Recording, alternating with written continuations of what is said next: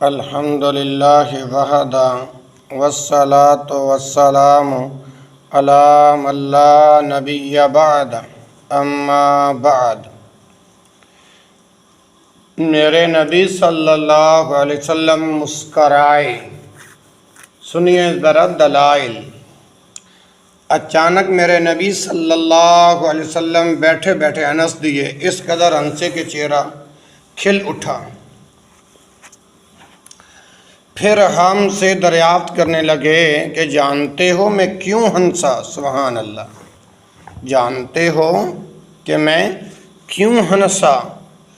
ہم نے کہا اللہ اور اس کا رسول صلی اللہ علیہ وسلم ہی خوب جانتے۔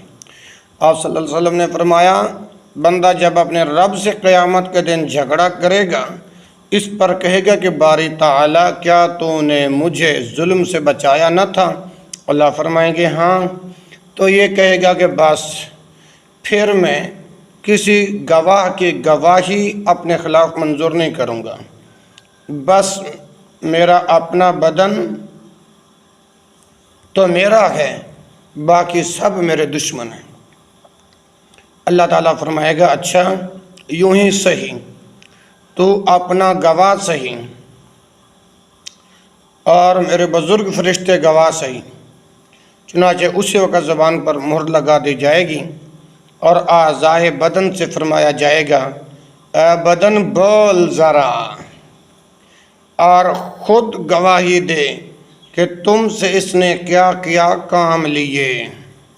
وہ صاف کھول کھول کر سچ سچ ایک ایک بات بتا دیں گے۔ پھر اس کی زبان کھول دی جائے گی تو یہ اپنے بدن کے جوڑوں سے کہے گی تمہارا ستیہ ناش ہو جائے، تم ہی میرے دشمن بن بیٹھے، میں تو تمہارے ہی بچاؤ کی کوشش کر رہی تھی اور تمہارے ہی فائدے کے لیے حجت بازی کر رہی تھی۔ صحیح مسلم کتاب الزہد باب الدنیا سجن المؤمن و جنت الکافر، اور حدیث کا نمبر ہے 2969، اور نسائی فی الکبریٰ کے اندر 11653، ابن حبان کے اندر حدیث کا نمبر ہے 7358، ابو یعلا کے اندر حدیث کا نمبر ہے 3975۔ حضرت علی رضی اللہ عنہ کے لیے ایک دفعہ سواری کے لیے جانور لایا گیا، جب انہوں نے رکاب پر قدم رکھا تو بسم اللہ کہا۔ کیا کہا؟ بسم اللہ کہا۔ جب اس کی پشت پر براجمان ہوئے تو الحمدللہ کہا۔ پھر فرمایا سبحان الذی سخر لنا ھذا وما کنا لہ مقرنین وَإِنَّا إِلَىٰ رَبِّنَا لَمُنْقَلِبُونَ۔ سبحان الذی، پاک ہے وہ ذات، الذی سخر لنا، جس نے اسے ہمارے تابع کر دیا، وما کنا لہ مقرنین، اور جب کہ ہم اس کی قدرت نہیں رکھتے تھے، وَإِنَّا إِلَىٰ رَبِّنَا لَمُنْقَلِبُونَ، اور بے شک ہم اپنے رب کی طرف پلٹ کر جانے والے ہیں۔ پھر انہوں نے 3 مرتبہ الحمدللہ کہا، الحمدللہ 3 مرتبہ اللہ اکبر کہا، اللہ اکبر اللہ اکبر اللہ اکبر۔ پھر کہا پاک ہے تو، میں نے ہی اپنی جان پر ظلم کیا، بس مجھے بخش دے کیونکہ تیرے سوا کوئی گناہ نہیں بخشتا۔ ثم ضحکا، پھر مسکرائی۔ ان سے پوچھا گیا امیر المومنین آپ کس بات پر مسکرائی؟ انہوں نے فرمایا رأیت رسول اللہ صلی اللہ علیہ وسلم صنع کما صنعت ثم ضحکا، کہ میں نے رسول اللہ صلی اللہ علیہ وسلم کو اس طرح کرتے ہوئے دیکھا جس طرح میں نے کہا کیا، کما صنعت، جس طرح میں نے کیا، ثم ضحکا، پھر مسکرائے۔ میں نے عرض کیا کہ اللہ کے رسول صلی اللہ علیہ وسلم آپ کس چیز سے مسکرائے؟ آپ نے فرمایا ان ربک لیعجب من عبدہ اذا قال رب اغفر لی ذنوبی یعلم انہ لا یغفر الذنوب غیری ان ربک لیعجب من عبدہ، تیرا رب اپنے بندے سے بہت خوش ہوتا ہے، اذا قال، جب وہ کہتا ہے رب اغفر لی ذنوبی، میرے گناہ معاف کر دے۔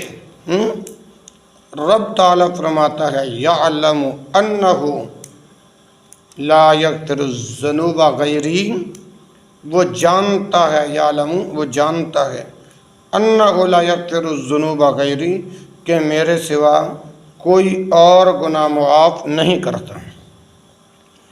سنن الترمذی میں کتاب الدعوات میں یہ روایت موجود ہے، 3446 نمبر ہے، ابو داؤد کے اندر 2602 نمبر ہے، احمد کے پہلے جلد صفحہ 97 اور حدیث کا نمبر ہے 753۔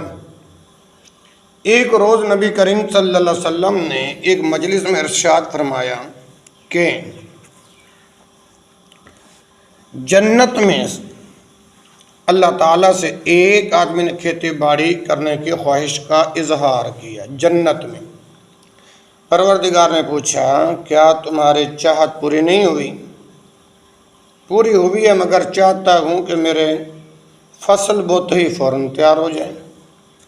آپ صلی اللہ علیہ وسلم نے فرمایا اس کی چاہت اس طرح پوری کی گئی کہ ادھر اس نے بویا اور وہ فوراً اگ پڑا اور کاٹنے کے قابل ہو گیا۔ اسی محفل میں ایک بدو بیٹھا ہوا تھا، اس نے بڑی معصومیت سے عرض کیا یہ شرف تو صرف قریشی اور انصاری کو ہی ہوگا، قریشی اور انصاری کو ہی ہوگا یہ شرف حاصل جو زراعت پیشہ ہے، لیکن ہم تو کاشتکار نہیں۔ رسول اللہ صلی اللہ علیہ وآلہ وسلم یہ بات سن کر مسکرا پڑے۔ صحیح البخاری کتاب الحرث والمزرعہ میں حدیث موجود ہے، 2348 نمبر ہے۔ شمائل ترمذی میں ہے کہ ایک دفعہ ایک بوڑھی عورت نبی کریم صلی اللہ علیہ وسلم کے پاس آئی اور عرض کیا کہ یا رسول اللہ صلی اللہ علیہ وسلم اللہ سے دعا کریں کہ مجھے جنت میں داخل کریں۔ نبی کریم صلی اللہ علیہ وسلم نے یہ سن کر فرمایا کوئی بھی بوڑھی عورت جنت میں ہرگز نہیں جائے گی۔ یہ سن کر بوڑھی عورت سخت غمگین ہو گئی۔ جب وہ چلنے لگی تو آپ نے فرمایا اللہ تعالیٰ ایمان والے یعنی بوڑھے اور بوڑھیوں کو جوان بنا کر جنت میں داخل کرے گا۔ اس پر وہ خاتون خوش ہو گئی تو آپ صلی اللہ علیہ وسلم بھی مسکرا دیے۔ تفسیر بغوی جلد نمبر 4 صفحہ 383، شمائل ترمذی جلد نمبر 2 صفحہ 38۔ لیکن یاد رکھیں میرے بھائیو یہ روایت مرسل ہے، نیز اس میں مسعدہ بن الیسع راوی ضعیف ہے، تاہم یہ جو ہے نا ترغیب کے لیے یہ بات عرض کی ہے۔ سیدنا ربیع بن عثمان رضی اللہ عنہ بیان فرماتے ہیں کہ ایک دیہاتی آدمی نبی کریم صلی اللہ علیہ وسلم کی خدمت میں آیا اور اپنی اونٹنی مسجد سے باہر بٹھا کر اندر چلا گیا۔ سیدنا نعمان بن عمر انصاری جنہیں النعیمان کہا جاتا تھا، النعیمان کہا جاتا تھا، ان سے نبی کریم صلی اللہ علیہ وسلم کے بعض صحابہ نے کہا ہمارا گوشت کھانے کو بہت دل چاہ رہا ہے، اگر تم اس اونٹنی کو ذبح کر دو اور ہمیں اس کا گوشت کھانے کو مل جائے تو مزہ آ جائے گا۔ رسول اللہ صلی اللہ علیہ وسلم بعد میں اس اونٹنی کی قیمت اس کے مالک کو دے دیں گے۔ چنانچہ نعمان نے اس اونٹنی کو ذبح کر دیا، پھر وہ دیہاتی باہر آیا اور اپنی اونٹنی کو دیکھ کر چیخ پڑا اے محمد صلی اللہ علیہ وسلم ہائے ان لوگوں نے میری اونٹنی کو ذبح کر دیا۔ اس پر نبی کریم صلی اللہ علیہ وآلہ وسلم مسجد سے باہر تشریف لائے اور پوچھا یہ کس نے کیا؟ صحابہ نے عرض کیا کہ نعمان نے۔ نبی کریم صلی اللہ علیہ وسلم نعمان کے پیچھے چل پڑے اور اس کا پتہ کرتے کرتے آخر سیدہ زبا بنت زبیر بن عبد المطلب رضی اللہ عنہ قوما کے گھر پہنچ گئے۔ سیدنا نعمان گھر کے اندر ایک گڑھے میں چھپے ہوئے تھے اور انہوں نے اپنے اوپر کھجور کی ٹہنی اور پتے وغیرہ ڈال رکھے تھے۔ چنانچہ ایک آدمی نے اونچی آواز میں کہا یا رسول اللہ صلی اللہ علیہ وسلم، میں نے اسے نہیں دیکھا لیکن انگلی سے اس طرح اشارہ کر دیا جہاں سیدنا نعمان چھپے ہوئے تھے۔ نبی کریم صلی اللہ علیہ وسلم نے وہاں جا کر اسے باہر نکالا تو پتوں کی وجہ سے اس کا چہرہ بھرا ہوا تھا۔ نبی کریم صلی اللہ علیہ وآلہ وسلم نے ان سے فرمایا تو نے ایسا کیوں کیا؟ سیدنا نعمان نے جواب دیا جنہوں نے میرا پتہ بتایا گیا انہوں نے ہی مجھے کہا تھا کہ اس اونٹنی کو ذبح کر دو۔ نبی اکرم صلی اللہ علیہ وسلم مسکرانے لگے اور ان کا چہرہ صاف کرنے لگے اور پھر نبی صلی اللہ علیہ وسلم نے اس دیہاتی کو اپنی اونٹنی کی قیمت ادا کر دی۔ حیات الصحابہ جلد نمبر 2 صفحہ 574۔ اچھا، سیدہ عائشہ رضی اللہ عنہا بیان کرتی ہیں کہ ایک مرتبہ میں نبی کریم صلی اللہ علیہ وسلم کے ساتھ سفر پر گئی۔ میں اس وقت نو عمر تھی، میرے جسم پر گوشت بھی کم تھا، میرا بدن بھاری بھاری بھی نہیں تھا۔ نبی کریم صلی اللہ علیہ وسلم نے لوگوں سے کہا آپ آگے چلے جائیں۔ چنانچہ سب آگے چلے گئے۔ پھر مجھ سے فرمایا آؤ میں تم سے دوڑ کا مقابلہ کروں۔ چنانچہ ہم دونوں میں مقابلہ ہوا۔ میں نبی کریم صلی اللہ علیہ وسلم سے آگے نکل گئی اور آپ خاموش رہے۔ پھر میرے جسم پر گوشت زیادہ ہو گیا اور میں پہلے کسی کو بھول گئی۔ پھر میں آپ کے ساتھ سفر پر گئی۔ نبی کریم صلی اللہ علیہ وسلم نے لوگوں سے کہا آپ آگے چلے جائیں۔ چنانچہ سب آگے چلے گئے۔ پھر مجھ سے فرمایا آؤ میں تم سے دوڑ کا مقابلہ کروں۔ چنانچہ ہم دونوں میں مقابلہ ہوا۔ نبی کریم صلی اللہ علیہ وسلم مجھ سے آگے نکل گئے۔ آپ صلی اللہ علیہ وسلم ہنسنے لگے اور فرمایا یہ پہلی دوڑ کا بدلہ ہے، اب معاملہ برابر ہو گیا۔ اللہ اکبر۔ کتاب الجہاد ابو داؤد میں حدیث موجود ہے 2578 نمبر ہے، مسند احمد کی 6 جلد صفحہ 264 کے اندر۔ اچھا، ام سلمہ فرماتی ہیں کہ سیدنا ابو بکر رضی اللہ عنہ تجارت کے غرض سے بصرہ یعنی ملک شام کے ایک شہر بصرہ میں تشریف لے گئے۔ ان کے ساتھ سیدنا نعیمان اور ثویبت بن حرملہ بدری بھی تھے۔ سیدنا ثویبت کھانے کے ذمہ دار تھے۔ سیدنا نعیمان نے ان سے کہا مجھے کچھ کھانا کھلا دو۔ سیدنا ثویبت نے کہا سیدنا ابو بکر گئے ہوئے ہیں، جب وہ آئیں گے تو کھلا دوں گا۔ سیدنا نعیمان کی طبیعت میں ہنسی اور مزاح بہت زیادہ تھا۔ وہاں قریب میں کچھ لوگ اپنے جانور لے کر آئے ہوئے تھے۔ سیدنا نعیمان نے ان سے جا کر کہا میرا ایک چست اور طاقتور عربی غلام ہے، تم اسے خرید لو۔ ان لوگوں نے کہا بہت اچھا۔ سیدنا نعیمان نے کہا بس اتنی بات ہے کہ وہ بہت باتونی ہے اور شاید یہ بھی کہے کہ میں آزاد ہوں۔ اگر تم اس کے کہنے کی وجہ سے چھوڑ دو گے پھر رہنے دو، یہ سودا مت کرو اور میرے غلام کو مت بھگاؤ۔ انہوں نے کہا نہیں، ہم تو اسے خریدیں گے اور اسے نہیں چھوڑیں گے۔ چنانچہ ان لوگوں نے 10 نوجوان اونٹنیوں کے بدلے میں انہیں خرید لیا۔ سیدنا نعیمان 10 اونٹنیاں ہانکتے ہوئے آئے اور ان لوگوں کو بھی ساتھ لائے اور آ کر ان لوگوں سے کہا یہ رہا تمہارا غلام، اسے لے لو۔ جب یہ لوگ سیدنا صہیبت کو پکڑنے لگے تو سیدنا صہیبت نے کہا نعیمان غلط کہہ رہے ہیں، میں تو آزاد آدمی ہوں۔ ان لوگوں نے کہا انہوں نے تمہاری یہ بات پہلے ہی بتا دی تھی۔ چنانچہ وہ لوگ سیدنا صہیبت کے گلے میں رسی ڈال کر لے گئے۔ اس کے بعد سیدنا ابوبکر صدیق رضی اللہ عنہ واپس آئے۔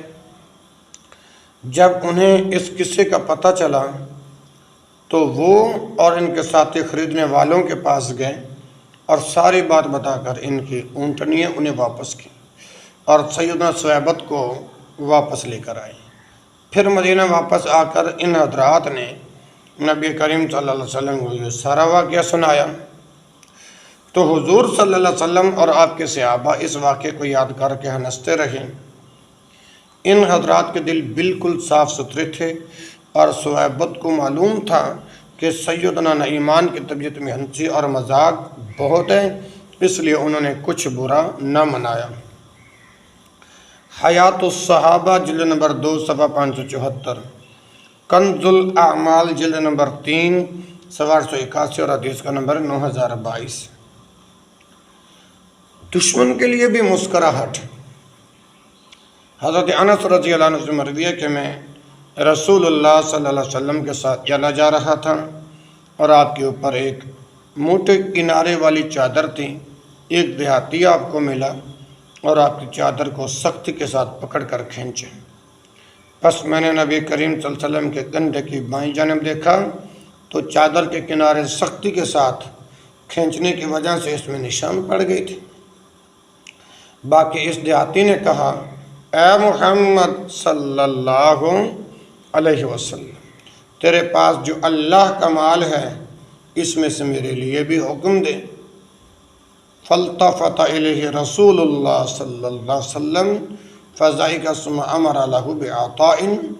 فالتفت الیہ، آپ اس کی طرف متوجہ ہوئے رسول اللہ صلی اللہ علیہ وسلم، فضحک اور مسکرائی، ثم امر پھر حکم دیا لہو اسے بعطاء اسے دینے کا، پھر آپ نے اسے دینے کا حکم فرمایا۔ صحیح البخاری کتاب اللباس میں یہ حدیث موجود ہے، 5809 نمبر ہے۔ اے عائشہ تو نے مجھے مسرور کر دیا۔ حضرت عائشہ رضی اللہ عنہا سے مروی ہے کہ نبی کریم صلی اللہ علیہ وسلم اپنے نعل مبارک کو پیوند لگا رہے تھے اور میں عرقہ کاٹ رہی تھی۔ میں نے دیکھا کہ آپ صلی اللہ علیہ وسلم کی پیشانی مبارک پر پسینہ آ رہا ہے اور اس پسینہ کے اندر ایک نور ہے جو ابھر رہا ہے اور بڑھ رہا ہے، زیادہ ہو رہا ہے۔ یہ ایسا نظارہ تھا کہ میں سراپائے حیرت بن گئی۔ نبی صلی اللہ علیہ وسلم کی نظر مبارک مجھ پر پڑی، فرمایا عائشہ تو حیران سے کیوں ہو رہی ہے؟ اللہ اکبر، تو حیران سے کیوں ہو رہی ہے؟ میں نے کہا اے اللہ کے رسول صلی اللہ علیہ وسلم، میں نے دیکھا کہ آپ کی پیشانی پر پسینہ ہے اور پسینہ کے اندر چمکتا دمکتا نور ہے۔ اس پاک نظارہ نے مجھے سراپے چشم کر دیا۔ اے خنک چشمے کے او حیران اوست، اے خنک چشمے کے او حیران اوست، دے ہمایوں دل کے آن قربان اوست۔ بخدا اگر ابو کبیر حضلی ایام جہلیت کا مشہور شاعر حضور صلی اللہ علیہ وسلم کو دیکھ پاتا تو اس سے معلوم ہو جاتا کہ اس کے اشعار کے صحیح مصداق نبی کریم صلی اللہ علیہ وسلم ہی ہو سکتے ہیں۔ نبی صلی اللہ علیہ وسلم نے فرمایا اس کے شعر کیا؟ میں نے یہ شعر پڑھ کر سنائے۔ وَمُبَرَّأً مِّن كُلِّ غُبَّارِ حَيْزَةٍ وَمُبَرَّأً مِّن كُلِّ غُبَّارِ حَيْزَةٍ وفساد مرضعة وداء مؤزل فإذا نظرت إلى أسرة وجهه بركت كبرك الآرز المتخلل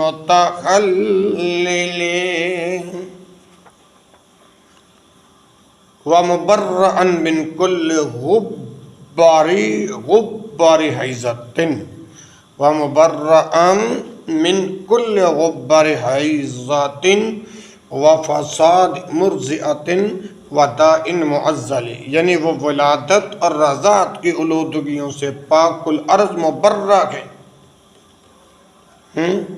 اور ان کے درخشاں چہرے پر نظر کرو تو معلوم ہوگا کہ نورانی اور روشن برق جلوے دے رہی ہے۔ سبحان اللہ۔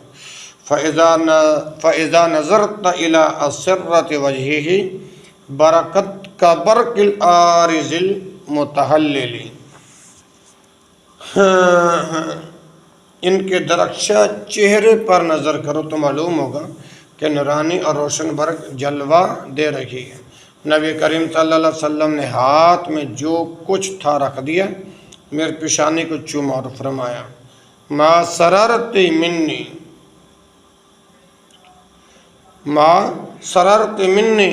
سروری من کی، ما سررت منی، جو سرور مجھے تیرے کلام سے حاصل ہوا،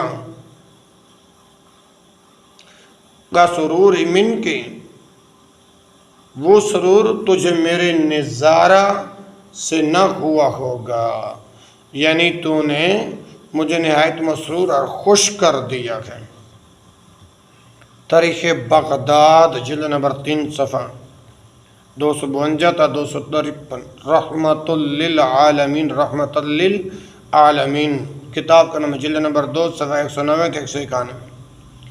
اللہ آپ کو ہمیشہ ہنساتا رکھے۔ حضرت سعد بن ابی وقاص رضی اللہ عنہ فرماتے، ایک دفعہ حضرت عمر نے رسول اللہ صلی اللہ علیہ وسلم کی خدمت میں حاضر ہونے کی اجازت چاہی۔ اس وقت چند قریشی عورتیں آپ کے پاس بیٹھیں، آپ سے گفتگو کر رہی تھیں اور آپ سے خرچ میں بڑھانے کا سوال کر رہی تھی، خوب آواز بلند کر کے۔ لیکن جو ہی حضرت عمر رضی اللہ عنہ نے اجازت چاہی، وہ خواتین جلدی سے پردے کے پیچھے چلی گئیں۔ پھر رسول اللہ صلی اللہ علیہ وسلم نے انہیں اجازت دی۔ وَرَسُولُ اللَّهِ صلی اللہ علیہ وسلم يَضْحَكُ فَقَالَ عُمَرُ اضحک اللہ سنک یا رسول اللہ، اور رسول اللہ صلی اللہ علیہ وسلم مسکرا رہے تھے۔ ورسول اللہ صلی اللہ علیہ وسلم یضحک، اور رسول اللہ صلی اللہ علیہ وسلم مسکرا رہے تھے۔ فقال عمر، حضرت عمر رضی اللہ عنہ نے عرض کیا اضحک اللہ سنک یا رسول اللہ، یا رسول اللہ، اللہ تعالیٰ آپ کو ہمیشہ ہنساتا رکھے۔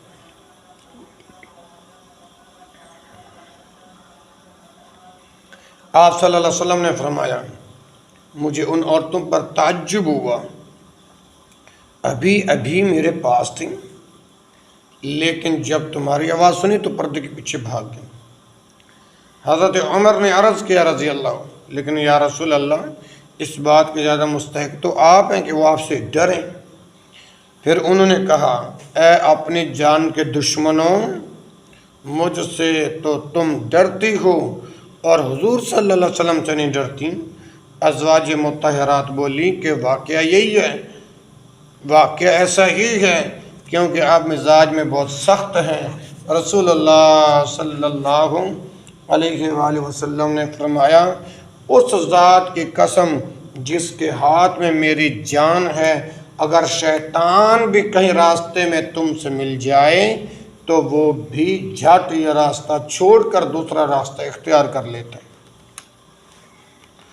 صحیح البخاری کتاب بدء الخلق، باب صفت ابلیس و جنود کی میں حدیث موجود ہے۔ اس باب کے تحت 3494 نمبر۔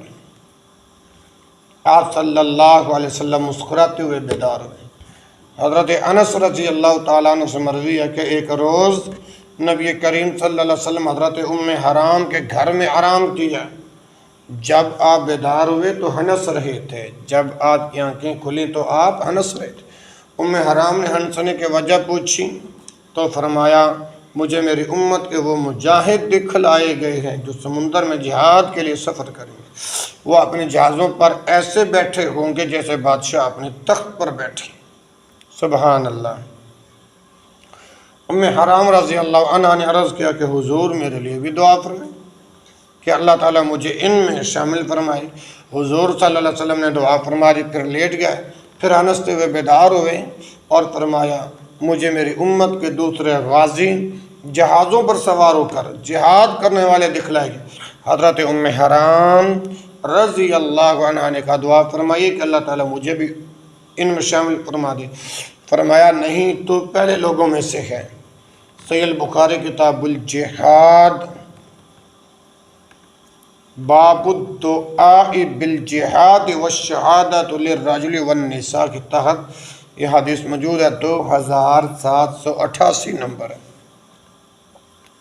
اور آخری روایت سنیے میرے بھائیوں، مجھ سے زیادہ بھی کوئی غریب ہے؟ ایک مرتبہ ایک صاحب رسول اللہ صلی اللہ علیہ وسلم کی خدمت میں حاضر ہوئے اور عرض کی حضور میں برباد ہو گیا۔ آپ نے فرمایا کیوں، کیا ہوا؟ عرض کی حضور میں روزہ کی حالت میں اپنی بیوی سے ہم بستری کر بیٹھا۔ آپ صلی اللہ علیہ وسلم نے فرمایا اچھا تو پھر جاؤ اور جا کر اس کا کفارہ ادا کرو، اس کا کفارہ ایک غلام آزاد کر دو۔ بولے جناب میں غریب آدمی ہوں، غلام کہاں سے لاؤں گا؟ ارشاد فرمایا اچھا تو پھر 2 مہینے کے روزے رکھ لو، پے در کے لگاتار مسلسل۔ عرض کی اللہ کے رسول صلی اللہ علیہ وسلم مجھ سے 2 مہینے کے روزے نہیں رکھے جا سکتے، روزے ہی سے تو پہلے کام خراب ہوا ہے۔ فرمایا تو پھر ایسا کرو کہ 60 مسکینوں کو کھانا کھلاؤ۔ کتنے مسکینوں کو؟ 60 مسکینوں کو۔ اس نے پھر عرض کیا کہ میں غریب آدمی ہوں۔ اسی اثنا میں اتفاق سے کہیں سے کھجوروں کا بھرا ہوا ٹوکرا آ گیا۔ رحمت عالم صلی اللہ علیہ وسلم نے فرمایا یہ کھجوریں لے لو اور انہیں غربا میں تقسیم کرو، تمہارا کفارہ ادا ہو جائے گا۔ عرض کہ خدا کی قسم جس نے آپ کو نبی بنایا ہے سارے مدینے میں مجھ جیسا غریب کوئی ہے ہی نہیں۔ نبی صلی اللہ علیہ وسلم یہ سن کر بے ساختہ مسکرا پڑے اور فرمایا اچھا لے جاؤ، تم خود ہی کھا۔ صحیح البخاری کتاب الصوم میں روایت موجود ہے 1936، صحیح مسلم میں روایت موجود ہے 111، ابو داؤد کے اندر یہ روایت موجود ہے 2390 نمبر ہے، اور ابن ماجہ کے اندر 681 نمبر ہے۔ میرے بھائیوں یہ ہیں وہ مقامات جہاں میرے نبی صلی اللہ علیہ وآلہ وسلم مسکرائے۔ کتنی روایات پیش کی ہیں آج کی گفتگو میں۔ اچانک میرے نبی ہنس دیے، صحیح مسلم کتاب الزہد سے جو روایت پیش کی۔ دوسری میرے نبی بھی مسکرائے تھے صلی اللہ علیہ وسلم۔ نمبر 3 ہیڈ لائن جو ہیں آج کے مضمون کی، میں کھیتی باڑی کرنا چاہتا ہوں اور کوئی بڑھیا جنت میں نہیں جائے گی۔ نمبر 5 ذبح کرو، نبی صلی اللہ علیہ وسلم قیمت دے دیں گے۔ نمبر 6 اب حساب برابر ہو گیا۔ نمبر 7 میرا غلام خرید لو۔ نمبر 8 دشمن کے لیے بھی مسکراہٹ۔ نمبر 9 اے عائشہ تو نے مجھے مسرور کر دیا۔ نمبر 10 اللہ آپ کو ہمیشہ ہنساتا رہے، یعنی جو حضرت عمر رضی اللہ تعالی عنہ نے جو دعا دی تھی۔ نمبر 11 آپ صلی اللہ علیہ وسلم مسکراتے ہوئے بیدار ہوئے۔ اور نمبر 12 مجھ سے زیادہ بھی کوئی غریب ہے۔ میرے بھائی اس موضوع کی یہ تھی ہیڈ لائن جو آپ کے سامنے با حوالہ بات کی ہے۔ اللہ رب العالمین سے دعا ہے کہ ہمیں بھی امام الانبیاء جناب محمد رسول اللہ صلی اللہ علیہ وسلم کی سیرت پر، اسوہ پر، قدوہ پر اللہ رب العالمین عمل کرنے کی توفیق نصیب فرمائے۔